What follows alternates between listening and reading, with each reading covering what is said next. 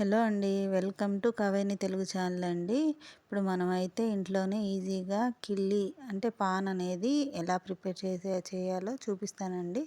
చూసేయండి. ఇలా 2 పాన్లు అయితే తీసుకున్నానండి. తీసుకొని తొడాలైతే కట్ చేసేస్తున్నాను.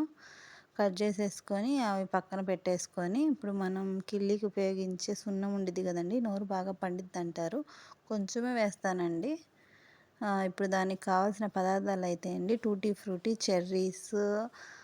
చెర్రీస్ ఇంకా ఏంటంటే కొబ్బరికాయ ముక్కలు, ఇంకా అది సోప్ ఉండిద్ది కదండీ! ఆ సోపు, ఇంకా వక్క కొంచెం ఇవన్నీ వేస్తానండి వన్ బై వన్. ముందుగా అయితే మనం సున్నాన్నయితే ఆకుకైతే పూసేసుకోవాలండి.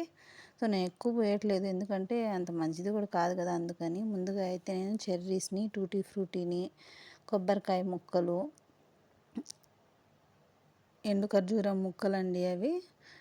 అదే డేట్స్ అంటారు కదా! ఆ ముక్కల్ని కట్ చేసేసుకున్నానండి. అవన్నీ కలిపి చక్కగా ఫోల్డ్ చేసేస్తున్నానండి. ఇలా చూపించిన విధంగా ఫోల్డ్ చేయండి.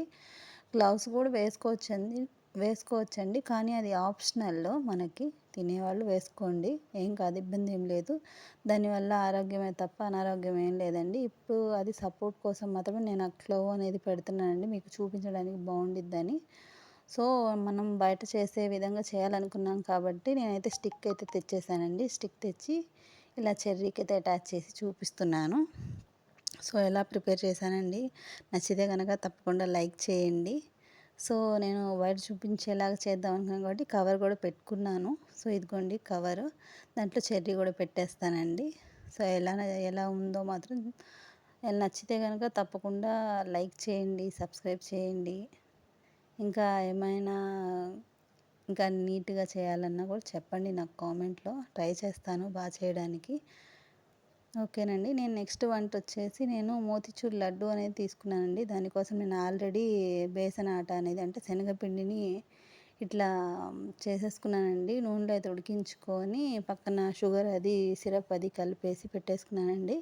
బాగా మెత్తగా మనం అయితే పిసుక్కోవాలండి. దాంట్లో నేను జీడిపప్పు అవన్నీ వేసేసి చూడండి ఇలా చూపించిన విధంగా కొంచెం లడ్డూకి ఎంత సరిపోయిద్దో అంత తీసుకొని మనం చిన్నగా అంటే సున్నితంగా చేయాలండి. ఎట్లా పడితే అట్లా చేస్తే అందరికీ లడ్డు అనేది రాదు. సో, ఇది చూడండి ఎంత పర్ఫెక్ట్‌గా వచ్చిందో లడ్డు అనేది.